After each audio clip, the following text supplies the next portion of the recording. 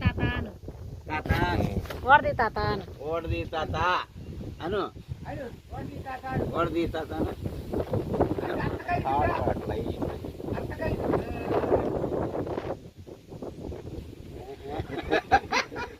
ఇప్పుడు నువ్వు తప్పించుకునేది ఎట్టా కట్టేపించుకుంటే కట్టేసుకునే ఆటకొచ్చి తాత కట్టేసా ఓడది ఇంకా